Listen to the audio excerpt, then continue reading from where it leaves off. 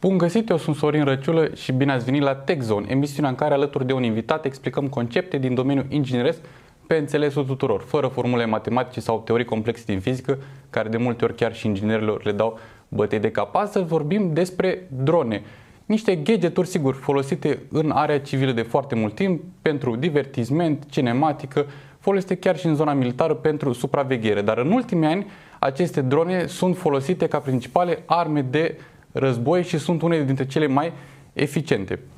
Astăzi nu avem un invitat mai pregătit decât domnul profesor universitar, doctor inginer Dobrea Dan.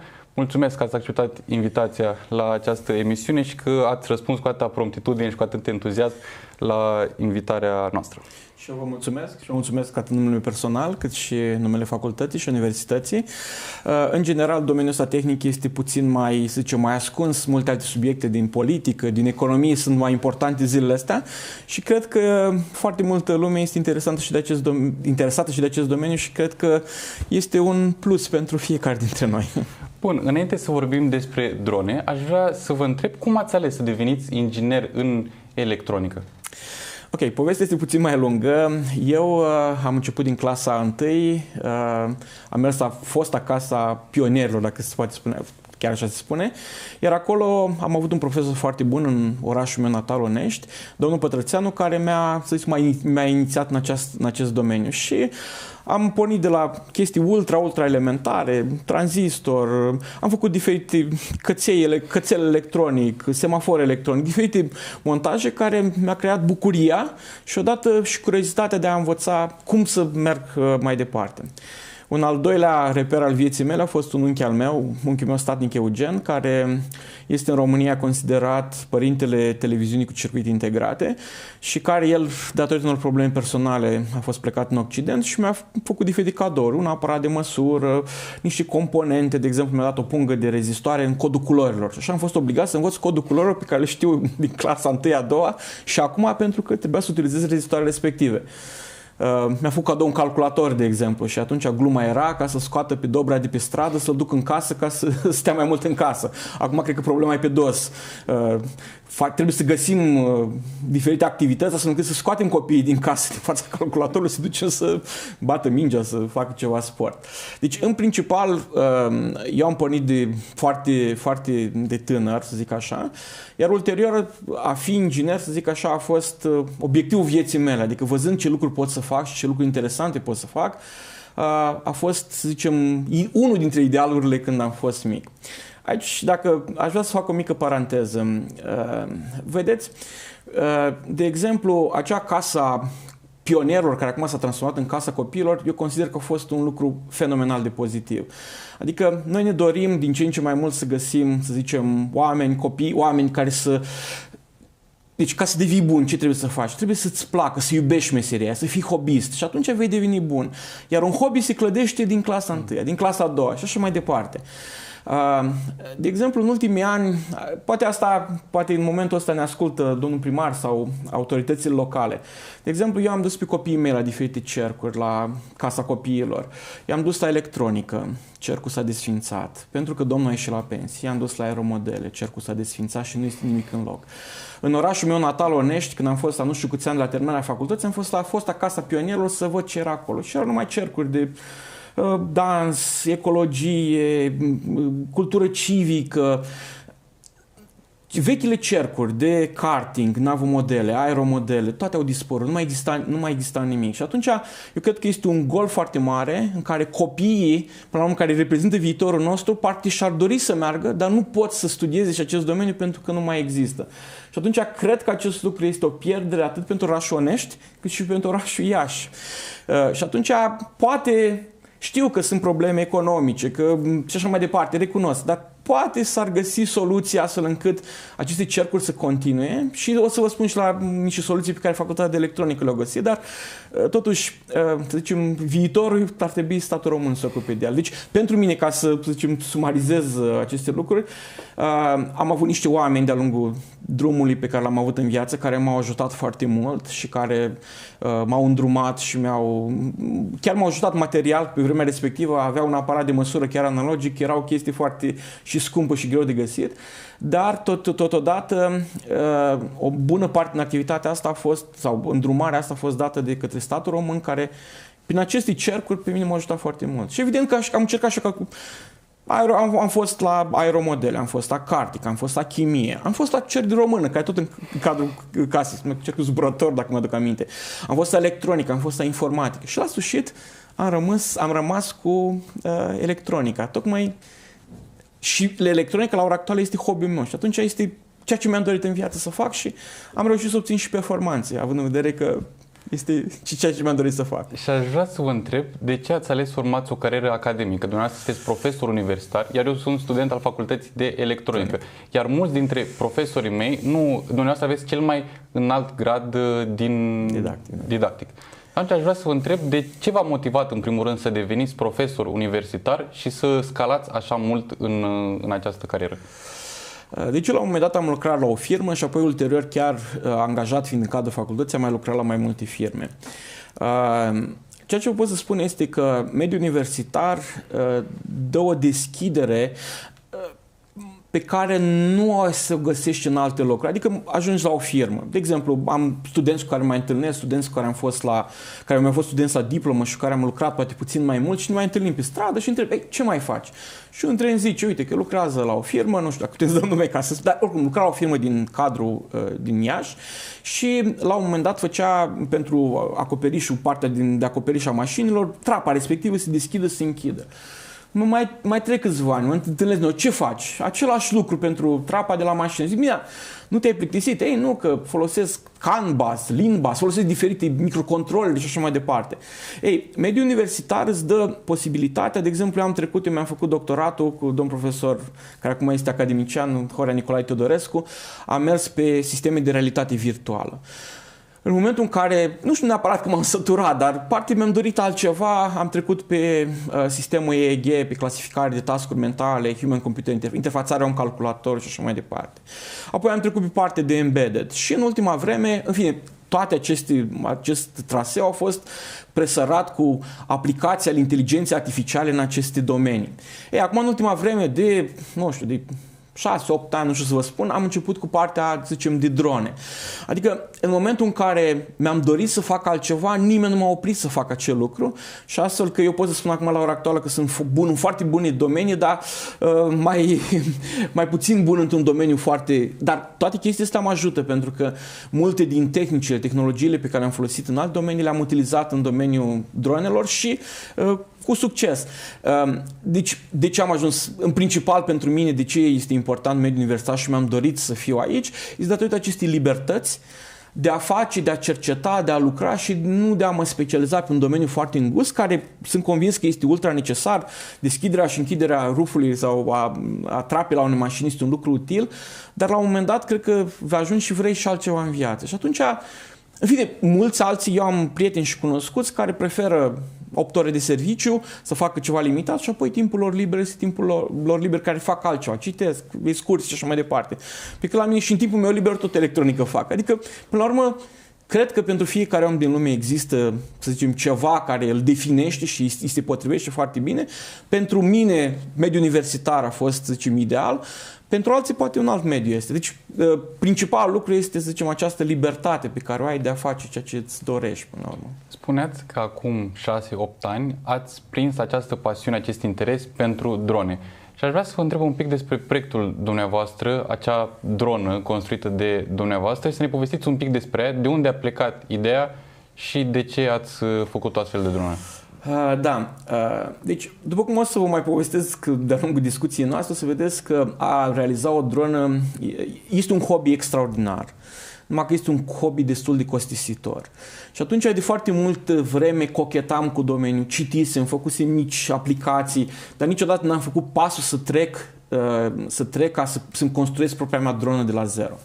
Și s-a evit o posibilitate, au apărut și concursuri internaționale, primele 3 concursuri la care am participat au fost organizate de firma NXP, care dădea cea mai mare parte din dronă, zicem frame-ul, cadrul dronei, unitatea de comandă și control, motoarele, elicile, sistemul de distribuire a puterii, deci dădea foarte multe componente inclusiv, să zicem, un sistem de dezvoltare și trebuia să faci aplicații cu aceste componente conform unor teme care au fost date. Ei, cumva mi-a convenit de minune chestia asta, în ideea în care, în momentul în care stric ceva, stric care costurile vor fi mai reduse pentru mine. Și vă pot spune că la primul zbor pe care l-am avut, efectiv am rupt un braț a dronei și trenul de aterizare și așa mai departe, care totuși 10 mm, zicem, 1 cm, zicem, grosime, și am reușit să le stric. În fine, evident că după aceea le-am cumpărat din banii mei, dar ideea fundamentală a fost că mi-a fost mai ușor acest lucru. Am participat la 3 concursuri făcute de compania NXP, la 2 am luat locul 1, la unul dintre ele am luat locul 2 și apoi a urmat, cred că la acest proiect vă referiți, care a fost, să zicem, de mai mare notorietate, dacă se poate spune așa. Compania AMD a dezvoltat un sistem de control, de comandă și control a unei drone care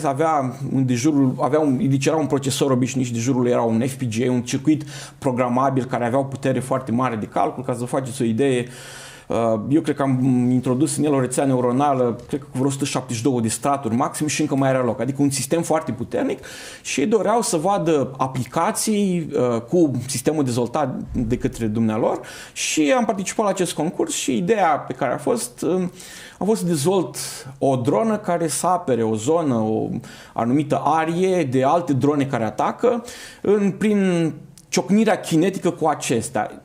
Adică, în plus de asta, zic că eu sunt de mic am fost foarte pasionat de război, dar nu în sensul să zic că vreau să particip la el, dar în sensul în care, de exemplu, inclusiv războiul din Golf.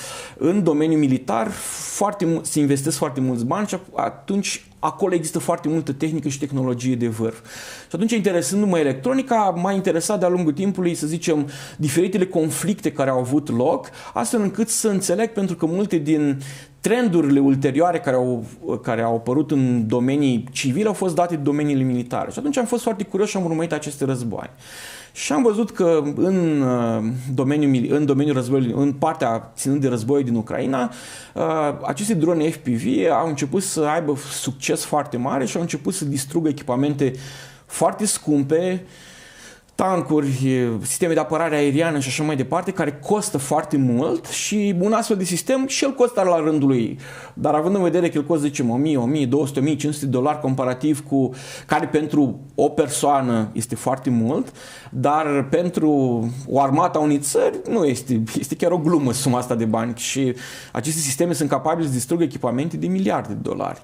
Și atunci, sau milioane măcar, dacă nu 10 de milioane, și atunci, analizând aceste războaie, am văzut că există o breșă, o necesitate de a combate astfel de sisteme. Și atunci am propus, în cadrul acestei competiții internaționale, dezvoltarea unei drone care prin niște algoritmi de inteligență artificială care rulau pe aceste sisteme care au fost dezvoltate de compania AMD, să identific, să urmăresc și apoi să ciocnesc, să distrug o astfel de dronă. Cam asta a fost, să zic.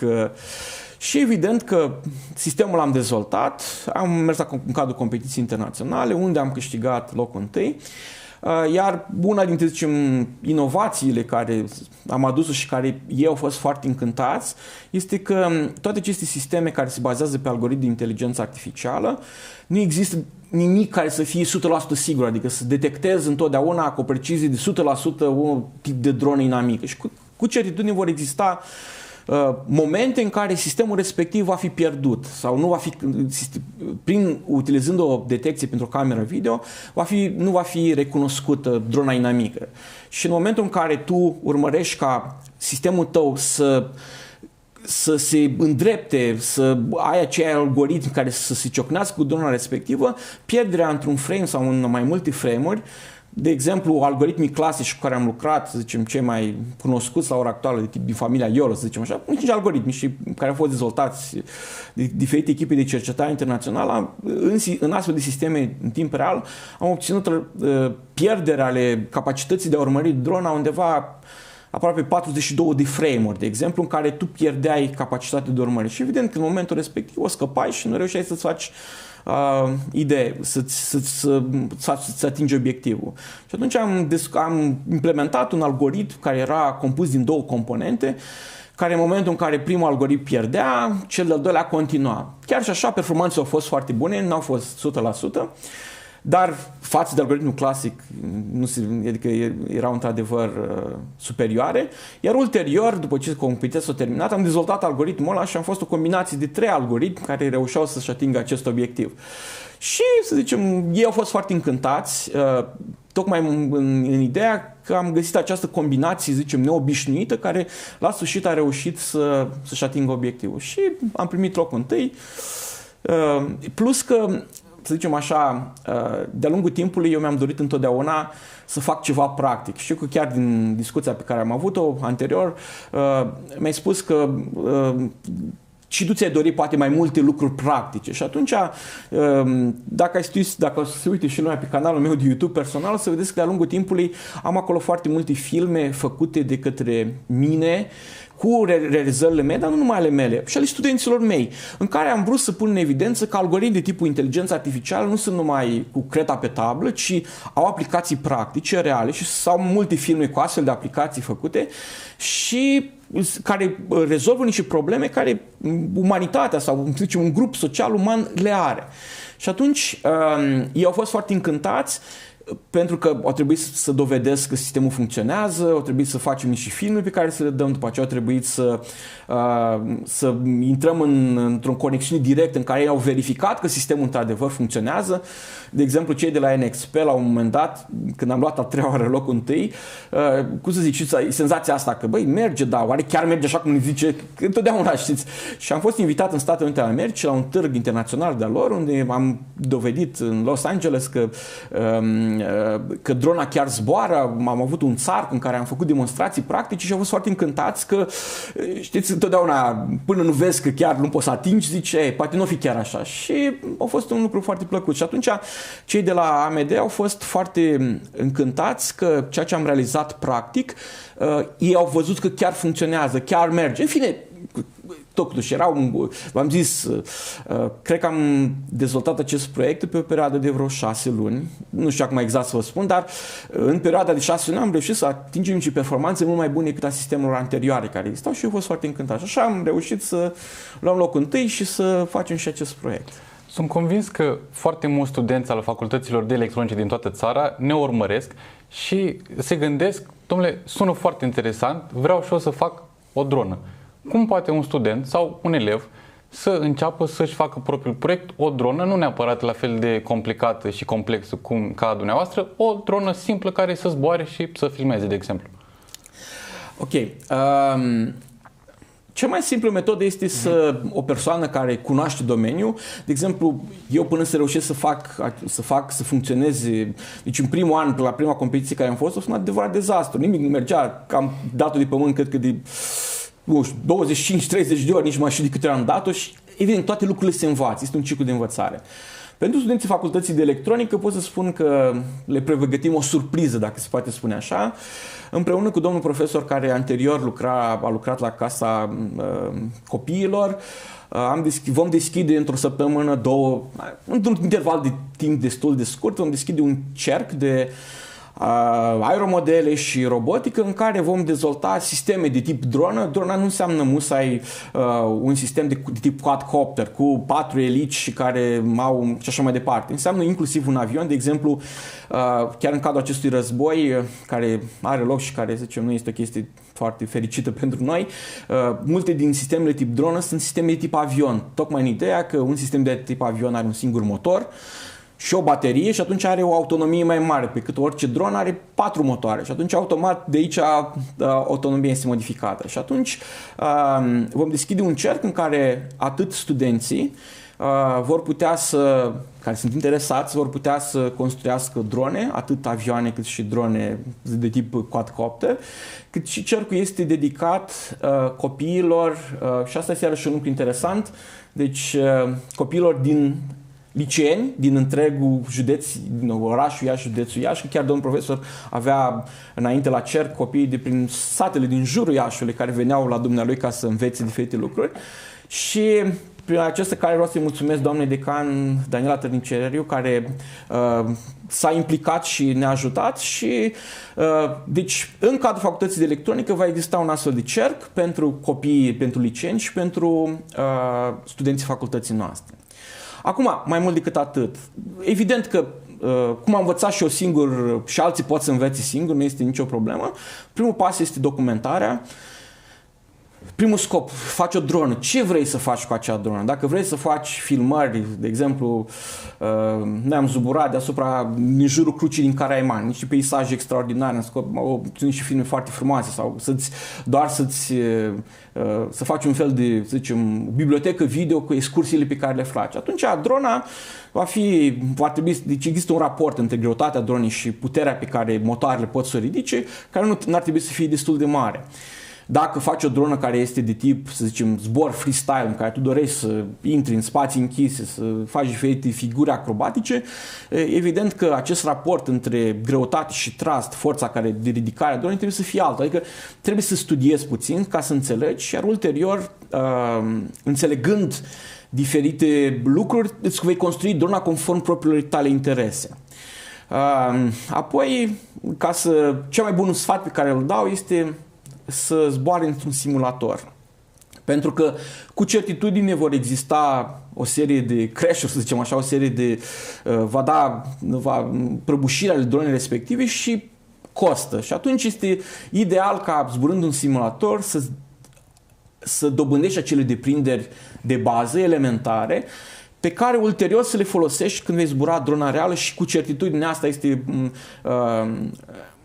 să zicem, obiectivul principal. Acum, 2, sau nu știu dacă 2, 3, 4, 5 când nu mai veni, trebuie să vadă ce urmăresc să facă. Adică dacă ei vor să intre într acest hobby pe perioadă mai lungă de timp, ar trebui din prima să investească niște echipamente mai bune. De exemplu, eu am intrat la început în hobby și am luat cele mai slăbuțe și apoi ulterior mi-am dat seama de limitarea acestor echipamente și mi-am luat ulterior echipamente mai bune și mai bune și am pierdut o serie de bani de-a lungul timpului, tocmai pentru că acum, având în vedere că sunt convins că vreau să continui acest hobby, inclusiv ca, să zicem, zbor de plăcere, dar și în cadrul facultății ca proiecte de cercetare, evident că echipamentele ți le dorești din ce în ce mai bune pentru că toate își ating limita. Și atunci dacă el se hotărăște, studentul, elevul, ca să meargă pe acest drum pe o perioadă mai lungă de timp, recomandarea mea este să sară din prima la echipamente mai scumpe și mai spre gama profesionistă, pentru că altfel va pierde foarte mulți bani în acest proces.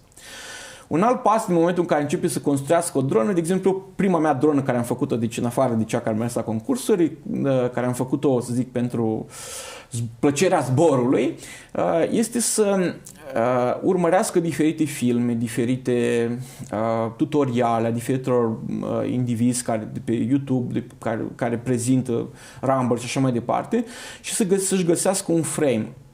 Frame-ul este cadrul dronei care susține atât motoarele, atât partea electronică și așa mai departe, bateria, toate componentele necesare. Pentru că există frame-uri aceste cadre care în momentul zborului ele introduc niște vibrații în sistemele de stabilizare ale dronei și oricâtă electronică ai depune tu, adică drona va zbura destul de prost și nu vei avea senzația aia de cursivitate, de apă care curge și așa mai departe. Adică nu vei avea și vei fi nemulțumit.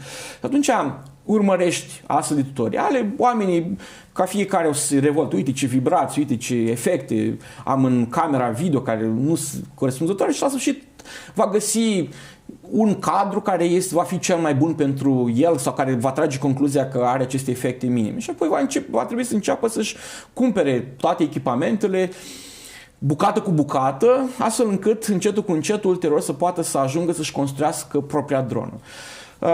Evident că va avea nevoie de anumite cunoștințe de electronică, va avea nevoie, dar la ora actuală când, să zicem, Să zicem așa, pentru a construi ceva de nivel mediu, întotdeauna găsești informații și găsești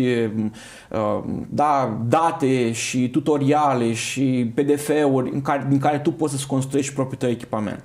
Problema vine în momentul în care tu încerci deja să împingi acea graniță cât mai sus, performanțe mai bune, încerci deja să-i introduci un algoritm de inteligență artificială și acolo va veni din ce în ce mai greu. Dar pentru primii pași îți poți face propria ta dronă și evident funcție de bugetul pe care îl ai, acea dronă poate fi mai scumpă sau poate fi mai ieftină în funcție de cum îți permiți.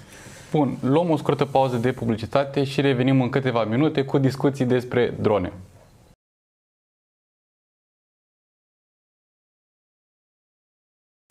Bun, am revenit din scurta pauză de publicitate. Invitatul din seara asta, domnul profesor universitar, doctor inginer Dan Dobrea, și vorbeam despre drone.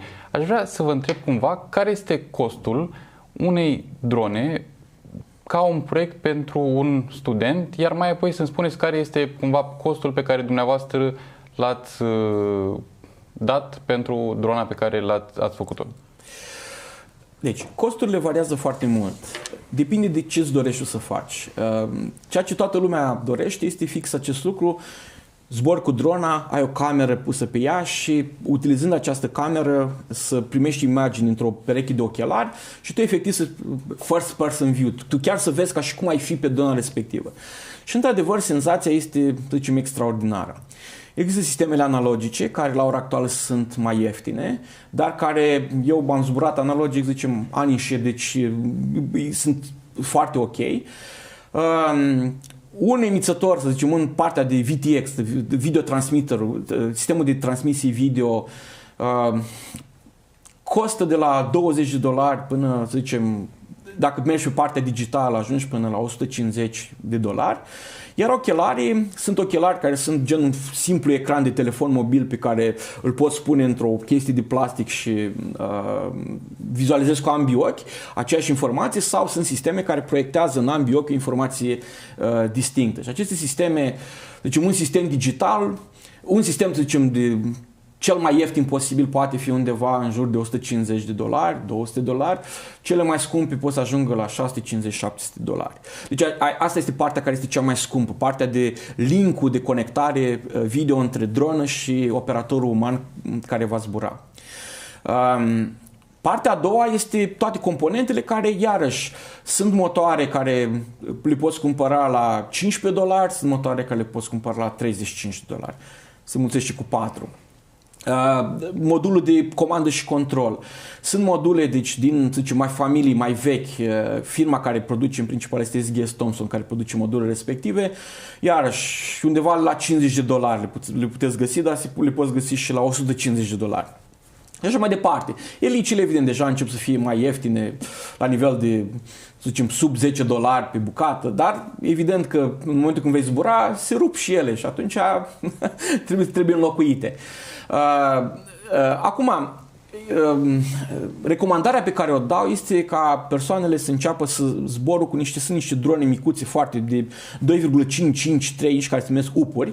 Iar o astfel de dronă, în fine, este una și mai ieftin, dar este și mai rezistentă. Adică în momentul în care greu o poți rupe, iar în momentul în care ai stricat cadrul de plastic, evident costă și mai puțin.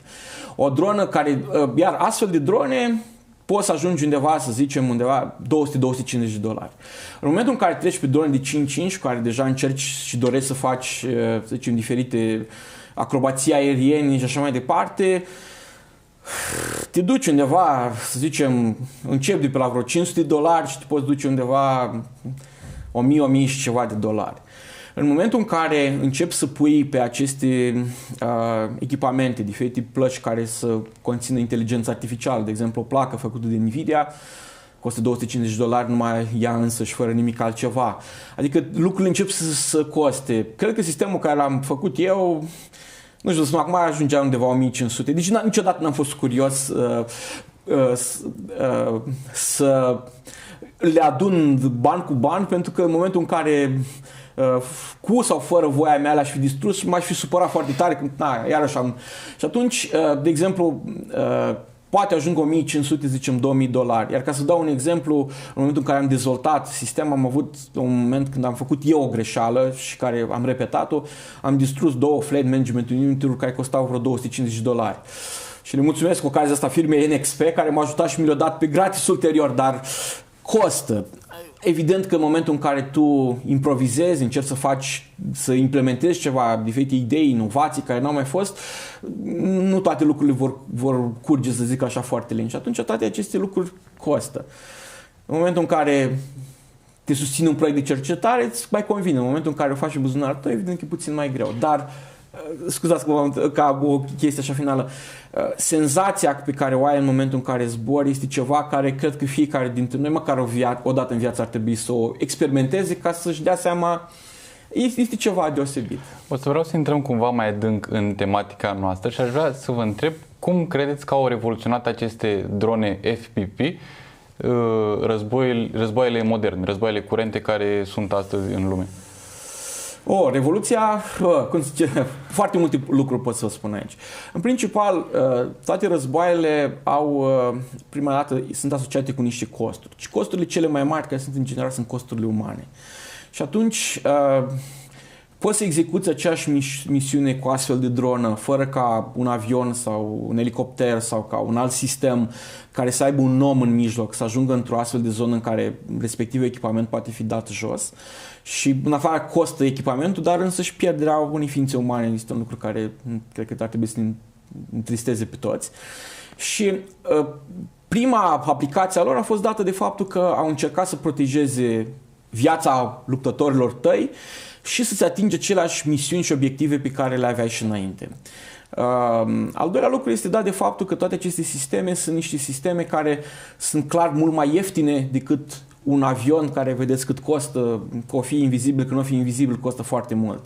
Chiar dacă ar fi avioanele iar care sunt produse la noi, la Craiova. Și atunci, costurile implicate cu protecția vieții umane, implicate cu adunate la un loc cu ce poate un astfel de sistem să facă. Gândiți-vă, de exemplu, că înainte soldații când mergeau la luptă aveau cu ei un număr de grenade. În momentul în care aruncai grenada, trebuia să ai și o constituție fizică corespunzătoare, dar și exista o anumită precizie. Gândiți-vă că acum aceste grenade vor fi înlocuite cu aceste droane tip FPV și una că raza de acțiune crește, doi, odată cu creșterea acestei raze, precizia pe care o ai. Și atunci evident că aceste drone aduc niște avantaje, iar aceste avantaje sunt clare și se văd de la distanță, să zicem așa, și atunci evident că nu puteau să scape. Plus că în momentul în care te lupți cu, să zicem, cu un mastodont ai în față, trebuie să găsești ca Goliat. Trebuie să găsești o modalitate mai ieftină de a-ți atinge obiectivele respective, fără ca tu să poți să fii capabil să implici aceleași costuri. Și acest lucru cred că este și inclusiv în România. România nu este o țară care să fie...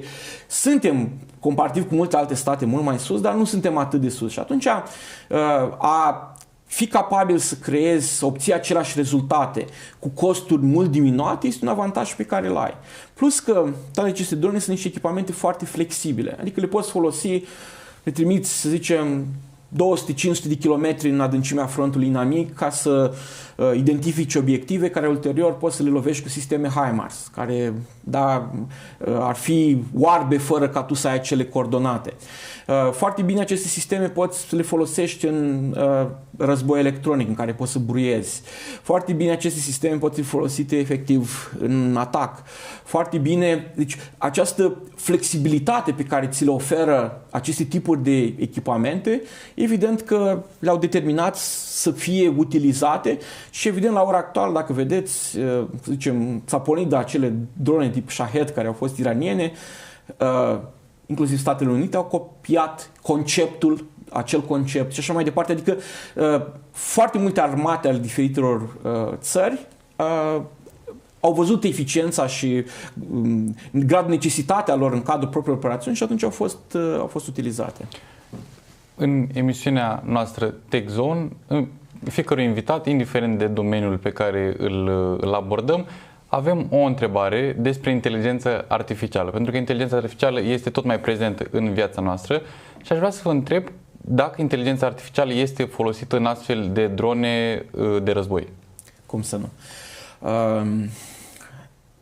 Deci, inteligența artificială are și la rândul ei nivele de inteligență, dacă le putem spune așa. Cum să nu?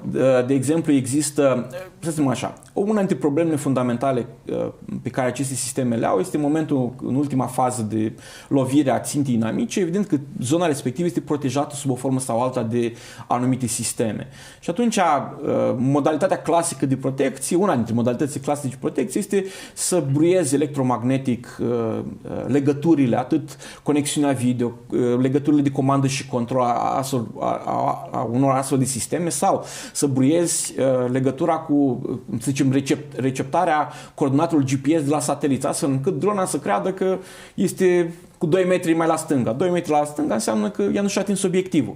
Și atunci, având în vedere că toate aceste sisteme pot fi bruiate sau poți să le trimiți niște sisteme false, adică îi spui dronei, ai ajuns la obiectiv, acum aterizează. Este ce au făcut în cel de-al doilea război mondial englezii când au dat informații false germanilor care le bombardau teritoriul. Așa și aici, poți să transmiți astfel de informații și drona să creadă că a atins obiectivul și ea evident, să nu și-l atingă. Și atunci există foarte multe tehnici și tehnologii care țin de aceste sisteme care se numesc inteligente, prin care această ultimă fază a zborului sistemului este complet autonomă. Sistemul identifică, deci aceste lucruri sunt reale la ora actuală pe linia frontului, au și ruși, au și americani, adică nu există, să zicem, o chestie de ce noutate este, în care sistemul este un operator uman identifică care este ținta lui și chiar dacă tu ulterior vei bruia sub o formă sau alta sau obiectivul respectiv, el își va urma traiectoria și o va atinge în cele din urmă. Deci da, sunt utilizate. Acum, peste tot există o mare discuție în lumea actuală, la ora actuală, inclusiv cu dezvoltarea acestor sisteme de tip LLM, dintre ChatGPT și așa Claude, toate cele care mai există. LLM, pentru oamenii care nu știu, înseamnă Large Language Model. Da? În care ele cumva deja, de exemplu, chiar în ultimul război, confruntare care a avut loc în Iran, America a utilizat astfel de sisteme în alegerea țintelor. Adică se dau unor astfel de sisteme cantități mari de date sub formă de imagini recepționate de la sateliți, de la diferitele drone care survolează zona respectivă și pe baza unor algoritmi de inteligență artificială se identifică diferitele ținte, se ierarhizează conform unor anumite priorități și ulterior acele ținte sunt lovite. Și aceste sisteme, aceste, să zicem, modele lingvistice mari care au depășit de mult doar nivelul de model lingvistic în sensul că îți răspunde la o întrebare și sunt utilizate și pe astfel de aplicații, au fost utilizate cu succes, unii spun mai mare, alții spun mai mic, dar cu certitudine ele sunt utilizate la ora actuală în astfel de domenii. Vorbeați mai înainte de războiul electronic și despre bruiaj. Bruiajul știm că este folosit în război foarte des. Cu ce soluții au venit inginerii la această parte de bruiaj? Prima soluție este cea care am discutat-o înainte. Utilizarea sistemului de inteligență artificială în atât lovirea în etapa finală, dar și în coordonarea traiectoriei drone. Adică vezi apariția unor sisteme agresoare și atunci cea mai simplă modalitate este utilizarea acestor sisteme de bruiaj electronic care, să zic, îneacă zona respectivă cu un semnal perturbator, astfel încât sistemul respectiv să nu mai poată să se orienteze, să nu mai poată să primească comandă de la operatorul uman și așa mai departe.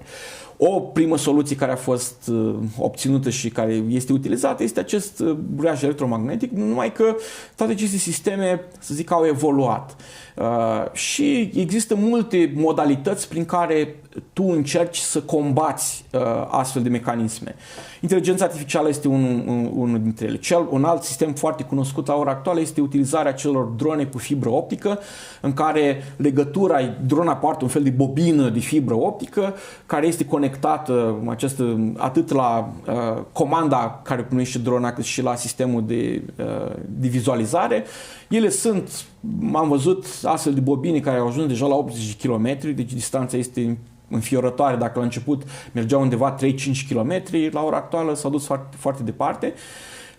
Și operatorul uman din partea cealaltă, prin acest link, crea canal de conexiune care îți dă foarte multe avantaje. În principal, nu ai o latență între semnal, nu ai o întârziere, semnalul nu poate fi bruiat de către un operator și mai mult, drona ta este foarte greu, un mecanism de identificare a dronelor este analiza spectrului electromagnetic și în momentul în care se observă că pe anumite canale există sau pe anumite benzi de frecvențe există, cum ar fi TV-ul sau radio, dacă îl avem toți, alegem un anumit post de radio, pentru că pe anumită bandă se vede existența unor transmisiuni de informații, poți să presupui că este un astfel de sistem agresor. Și atunci, în momentul în care ai această conexiune prin fibră optică, acest lucru nu se întâmplă și automat, deci sistemele au și o reziliență mai mare într-un mediu care încearcă să o identifice. Iar sistemele, de exemplu, audio de identificare care sunt folosite pe larg, având în vedere că mergi la altitudine destul de mare, nu se mai aude nimic. Și atunci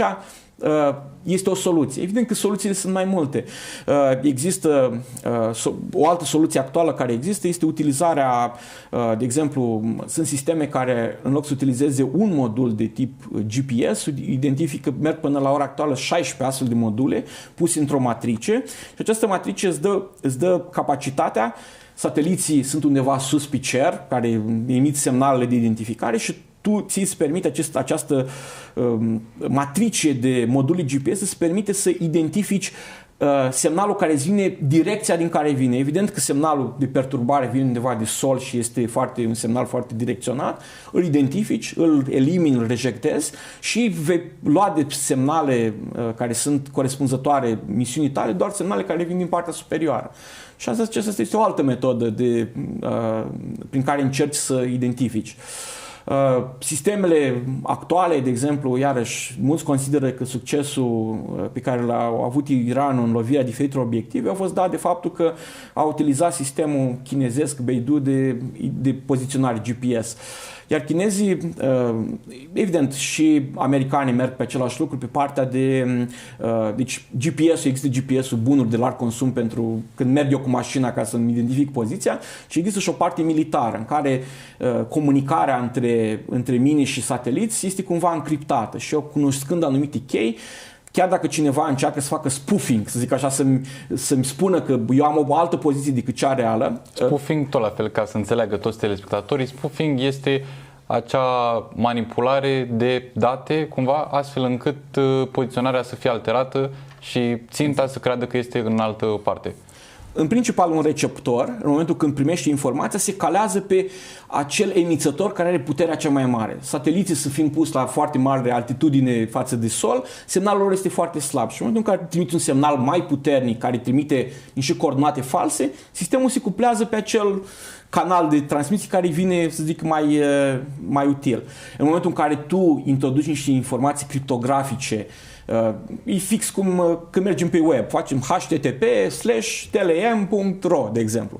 Dar ai https, când încriptezi, ok, publică, privată, deci când introduci niște informații criptografice în acele canale, poți să-ți dai seama că semnalul care vine nu este de la emițătorul care tu ți-l dorești și atunci poți să le eviți. Și astea sunt alte metode prin care se poate rezolva această perturbare electromagnetică a canalului de transmisiune. Aceste drone despre care noi tot vorbim sunt drone operate la distanță de către un operator. Aș vrea să vă întreb, există drone autonome folosite în războaiele moderne de astăzi? Cum să nu?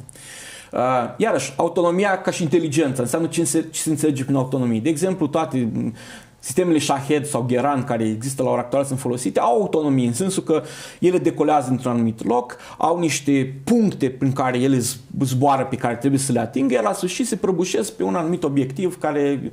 Deci ele teoretic sunt autonome, dar autonomia lor este o autonomie, să zicem, stupidă dacă vreți, sau nu foarte inteligentă. Ele doar iau niște informații de la niște sateliți GPS și urmează o traiectorie care i-a fost predestinată. Inclusiv dronele astea de tip FPV pe care le au, să zicem, zicem, le utilizăm ca pentru, să zicem, pentru distracție. În momentul în care tu ai pierdut legătura pentru că drona ta s-a dus după un copac, de exemplu, da? Există un sistem autonom care își conștientizează că legătura ta a fost pierdută, ridică drona la anumită altitudine și se întoarce singură la tine ca să nu o pierzi, pentru că costă destul de mult. Deci, există nivele de autonomie despre care v-am vorbit, care sunt la nivelul foarte primitiv, să zicem așa, adică ea știe că trebuie să ajungă într-un punct și încearcă să-și atingă, chiar dacă vântul o bate mai la stânga, mai la dreapta, chiar dacă, da, încearcă să atingă acel punct. Există sistemele autonome care să zic, da, de exemplu, trimiți un astfel de sistem ca să lovească un obiectiv. Între timp tu îți dai seama că obiectivul s-a mutat sau îți dai seama că a apărut un obiectiv de o importanță mai mare decât cel anterior. Și atunci ea este pusă pe un regim, un astfel de sistem de dronă că zboară în cerc, astfel încât până când să primească noile coordonate, da, și atunci pe care trebuie să le atingă. Deci autonomia este pe foarte multe nivele. Autonomia care se consideră la ora actuală cea mai de vârf, să spunem așa, sunt sistemele autonome care sunt similare cu mașinile autonome pe care cred că toți le vedem, Tesla și orice doriți dumneavoastră, alte mărci, în care tu îi spui mașinii unde vrei să ajungă și ea ajunge în acel punct, dar ea este conștientă, dacă vreți, de alte mașini care sunt de pietoni, de alte obstacole care apar și se va comporta în mod corespunzător și este un sistem autonom deja inteligent. Ei, fix acest lucru care este pe mașinile autonome, evident s-a mutat și pe drone, pentru că drona în zborul ei poate să întâlnească, nu știu, un stâlp de înaltă tensiune, pentru că, de exemplu, toate aceste sisteme zboară la cât mai joasă altitudine ca să nu fie detectate, sau un obstacol, sau ceva, trebuie să atingă un obiectiv și găsește o macara care înainte nu era și trebuie să, în mod, să zicem, autonom să ocolească acel obstacol. Și da, există astfel de sisteme.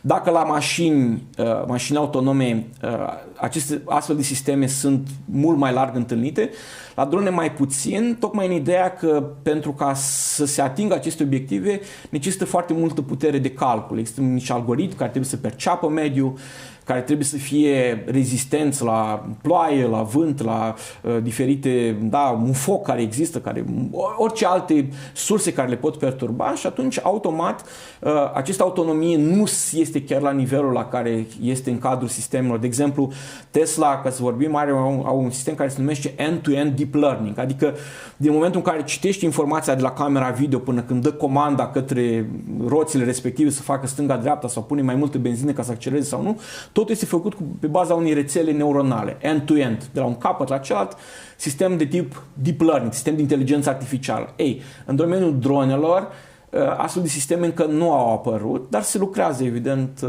peste tot. Suntem aproape de sfârșitul emisiunii. Am vorbit despre cum au apărut dronele și cum sunt folosite în ziua de astăzi. Aș vrea să vă întreb care credeți dumneavoastră că este viitorul dronelor folosite în război? Ok, eu m-aș vrea să mă întreb viitorul dronelor comerciale, da, dacă discutăm despre război. Deci, în opinia mea, o parte din ele se vor specializa pe niște task-uri foarte înguste, pentru că sistemele inteligente sunt cu atât mai performante cu cât îi dai să facă mai puține lucruri, cu cât îi dai o plajă din ce în ce mai largă să facă, cu atât ai nevoie de mai multe informații, mai multe putere de calcul. Puterea de calcul înseamnă mai multă energie generată, mai multă energie generată înseamnă căldură, căldură înseamnă că identifici mai ușor ținta pe cerul zonei respective. Și atunci, una dintre direcții va fi specializarea acestor drone, astfel încât ele să-și atingă niște obiective foarte înguste cu o performanță foarte mare.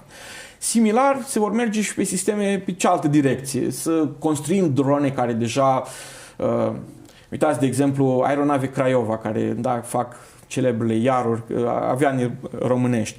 Un foarte bun domeniu de aplicabilitate a lor, să zicem, ele nu ajung să fie atât de performante ca un F-35.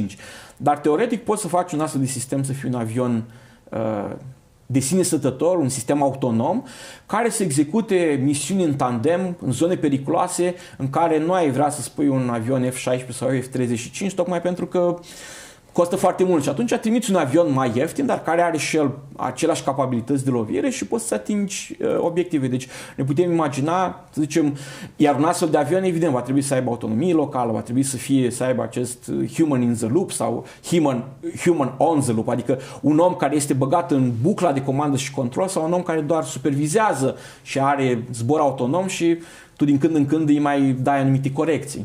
Eu vă mulțumesc foarte mult că ne apropiem de sfârșitul emisiunii și vă mulțumesc foarte mult că ați acceptat invitația noastră în platou. A fost o discuție foarte interesantă și sunt convins că telespectatorii au fost foarte încântați de discuțiile noastre despre drone, despre cum să construiești o dronă ca student. Eu am fost Sorin Răciulă, ați urmărit TechZone, iar până data viitoare să ne vedem cu bine.